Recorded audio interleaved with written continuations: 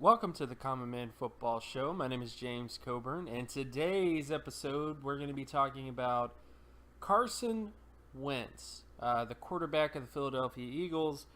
This was a question submitted by Prince Neo22. Said, I watched a couple of your vids and decided to subscribe to your channel. I was wondering if you could do an analysis of my team's Carson Wentz. It's a lot of controversy about him in the media. And if you could, that would be awesome. Keep up the great work. And yeah, I figure, you know what? Let's do Carson Wentz, because the prevailing theory of just wait, let's see what happens is very much true with Carson Wentz. A lot of times I don't like when people say the sort of, well, it's too soon to talk about a prospect that way with data. But I do think in Carson Wentz's case, it is a little bit too soon. And I'll get into a couple of reasons why when we get into the video, or at least get into the subject. But I figured, you know what, let's get into his analytics. Let's look primarily at his high school production. I'll get into why I don't use his college production because of other sort of factors. In terms of the model of my model, it kind of goes against my model to a certain extent. We're going to look at what his NFL production looked like. Which is fairly self-explanatory, and then of course come to some conclusions about what his future may be like, what his future may look like based on that accumulation of information about Carson Wentz. So the terms you should be familiar with, the one big one is high school production data. High school production, the high school production score is where you take the touchdown to interception ratio compared against peers in high school with the completion percentage compared against peers in high school, and then you get a score derived from those two particular stats on paper. And the FBS production is the same way, but I'll get into why I'm not using the FBS, not the FBS production, but to the college production. I'll get into a little bit as to why I'm not using that production, because it kind of goes against most of the information I have in terms of model information. In terms of NFL stuff, all of it's pretty self-explanatory, but the one thing I do want to say is PDF is point differential. What I simply did is I went back to the 2002 NFL draft, not NFL draft, but the 2002 NFL season, and I compared all the point differentials from 2002 to 2016 and gave a score for whoever had the highest to lowest as a good sort of barometer for, what point differential means. Because point differential changes every year with teams, So I figured, I'll just look at what the trends have been in terms of point differential, because it's a very good litmus test for the health of a football team. At least based on the data, it is. In terms of teams that usually win football games, they usually perform well on that metric. And again, I'll get into a little bit of that when we get into the video. But that's the only real term that may throw you off, you may not be familiar with. So I just want to get all those terms out of the way. With that stuff there, let's get into what Carson Wentz looked like in terms of coming out of college, and of course what his NFL production looks like. So starting with Carson Wentz out of high school, he had an 83.53 high school production score. Based on my data, 100% of long-term starting quarterbacks since the 2007 NFL draft class had at least a 69 score in terms of high school production, with a 84 score for multiple Pro Bowl quarterbacks. Multiple Pro Bowl quarterbacks during that time span are guys like Matt Ryan, Cam Newton, Russell Wilson, Andrew Luck, those types of guys. The majority of multiple, in fact, not even the majority, all the multiple Pro Bowl quarterbacks during that time span from 2007 to today had at least an 84 in terms of their high school production score.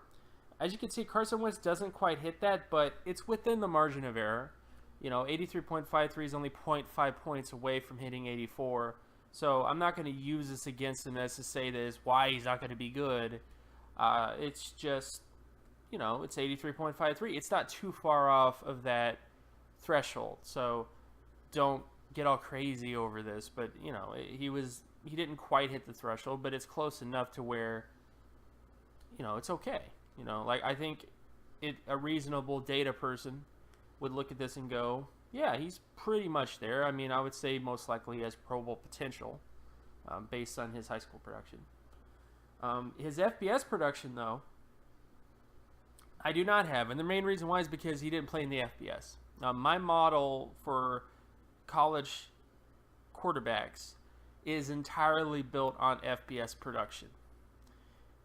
And I'm working on FCS production. I'm working on that model as we speak in terms of getting more information, getting multiple years of data, so that I have a thing to compare how quarterbacks perform at that level of competition versus how quarterbacks perform at the FBS.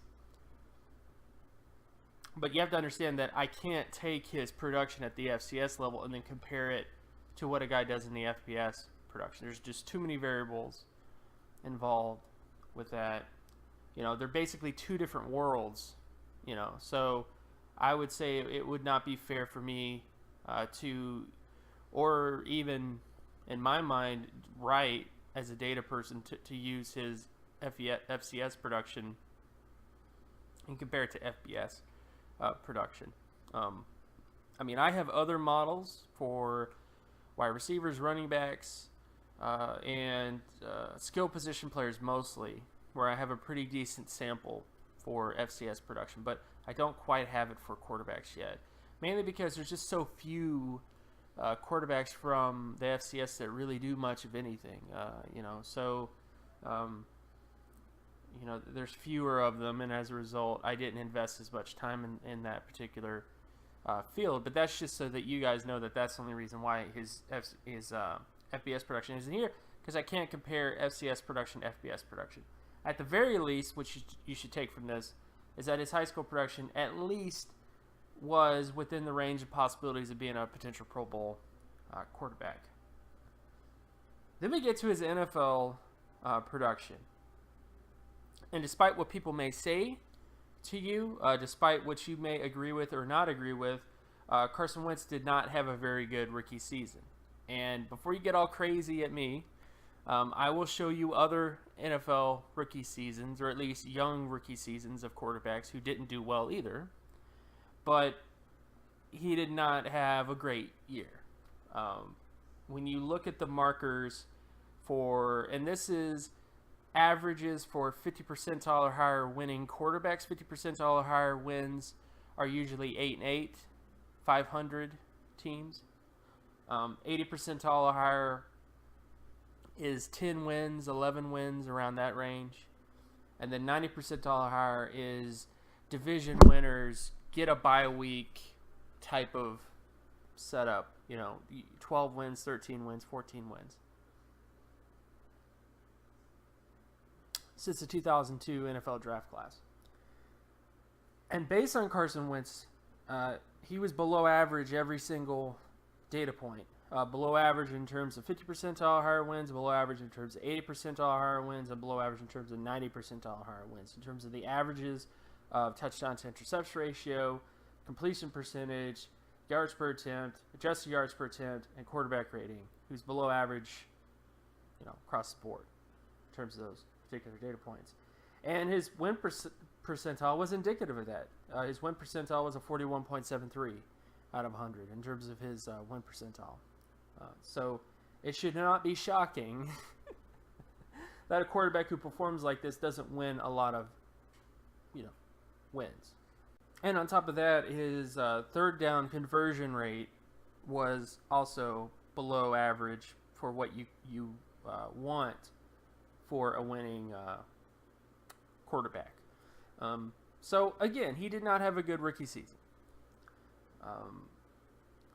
So that at the very least it's not really debatable, and I don't mean to say whether he had a good rookie season or not should not be a huge indicator in terms of what his future should look like, is all I'm really trying to say at this point. So, but the bottom line is he didn't have a good rookie season. That's just based on data, the statistics. He did not have a very good rookie season in terms of the accumulation of his entire season. However, when you look at how he performed compared to quarterbacks that were 24 to 25, which is his age range, when he played for the season. It's not a very good list to be on, in terms of, Christian Ponder, Trevor Siemian are a couple quarterbacks that are there in terms of how bad his statistics were for that particular season. However, this is something that kind of doesn't get discussed much in the debate, which is there are plenty of really, really good quarterbacks, elite quarterbacks, who had terrible seasons young as quarterbacks. Carson Wentz had a terrible season. Drew Brees had 2 seasons in a row. I mean, Drew Brees wasn't very... I mean, we all know who Drew Brees is now. But his first 2 seasons at San Diego were all below average. And I just included his rookie season here. But, he did not exactly have a great rookie season either. And nor did that show up in terms of his wins. Peyton Manning, of course, had a terrible rookie season overall in terms of statistics. He bounced back the next year, but he still had a terrible year in terms of statistics. Troy Aikman, for the first 2 years of his career, were really bad. And again, people forget about that. They forget about the fact that Troy Aikman was a pretty bad quarterback, statistically speaking, for the first 2 seasons of his career, and then he had a very good year. And of course, even Derek Carr, who just got paid $25 million a year, his rookie season was basically the same as Carson Wentz. The only difference was that Derek Carr was a little bit better in terms of touchdown to interception ratio, and Carson Wentz has a better completion percentage to Derek Carr. But they're virtually identical. In fact, Carson Wentz was actually better on third down than Derek Carr was in 2014. Just looking at the statistics. So, quarterbacks, many quarterbacks, go to bad teams. Drew Brees was on a bad team. Peyton Manning was on a fairly team. Troy Aikman's team was horrible, I mean, that Dallas Cowboys team was terrible. That's why they were picking so hard, and then they finally were able to make a big deal in terms of getting a bunch of draft picks, and they started to draft better. So the real question kind of the real question with Carson Wentz is, was the team around him bad, or was his quarterback play just not good? In terms of him as a talent, because definitely if you're playing on a bad team like these quarterbacks were, I mean, Derek Carr, the point differential on Derek Carr's 2014 team was a 2.08 out of compared to that's horrible. Drew Brees was on a team that was a 37 point differential in terms of the team that he was on. Of course, Troy Aikman and Peyton Manning. And I haven't got the point differential data to go past 2002, so that's why that isn't there for these quarterbacks, and also the third down percentages and stuff like that. I just haven't gone as far back for those guys yet. I'm working on it again, but I'm not there yet. But that's the real question you have to ask for Carson Wentz. Young quarterbacks who go to bad teams usually don't have very good rookie seasons. Consistently, they don't. And that's the real question that I can't really answer 100%. On Carson Wentz. So all that I can really say, which if you want to write this down, but you need to look to see what Carson Wentz does this year and what he does in his third year. Because the one consistent theme with all these quarterbacks was they all had consistent improvement from these years. Drew Brees improved upon his bad year.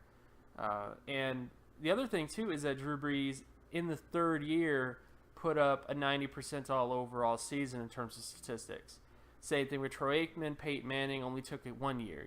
The very next year after this bad 1998 season, he had a pretty dang good year, a sophomore season, if you will. Pretty good sophomore season following the badness of 1998.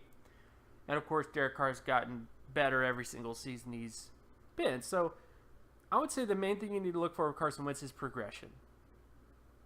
You can't say that he didn't have a bad season, because he did. He had a bad season. Like, there's no use debating this. He had a bad season. The only real question is, was the team around him causing him to have a bad season, or was it him? You know, is it the team or is it him? That's the only real question we're trying to get at. And it usually only takes years worth of data to finally come to these conclusions, you know, about a player. So that's the only thing I would really say about Carson Wentz is, based on his analytics profile, he has Pro Bowl potential as a quarterback. You know, based on his high school production, he at least has Pro Bowl potential. I can't really use the FCS production at all to really say much of anything because it's FCS production. I don't have a model set up for that yet. But that is really what you need to do with Carson Wentz, is to wait, see what he does this year. If he improves, hey, you got good signs. If he doesn't improve after year 2, year 3 is huge. You know, it's just huge, guys, because if he's going to be like a Drew Brees or a Troy Aikman, who were two guys who had terrible, the first 2 seasons with Aikman and Drew Brees were both below average, and they finally had a big increase in terms of their third season.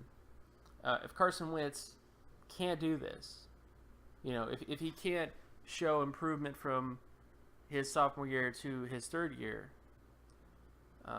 like if he doesn't show that he can put up the type of statistics of all these great quarterbacks by the third season, then I would suggest moving on. But we haven't got there yet. So, again, I would just say with Carson Wentz, let's take our time. Let's be level-headed about this. Let's see what he does this year, and let's see what he does in his third year. You know, you can't deny he didn't have a very good rookie season. You know, that is something that, based on, I mean, to say that he had a good rookie season is essentially like saying the earth is flat. You know, like it's just not right. It's just false. So, you know, we just have to see what he does in the future. So again, my name is James Cobern. You can find my work at draftcoburn.wordpress.com. You can also follow me on Twitter at Geometrics. And if you like this content and you want more content like this, be sure to leave a like and subscribe. Share this video as well with anybody that you know, and I'll talk to you guys in the next video. Peace.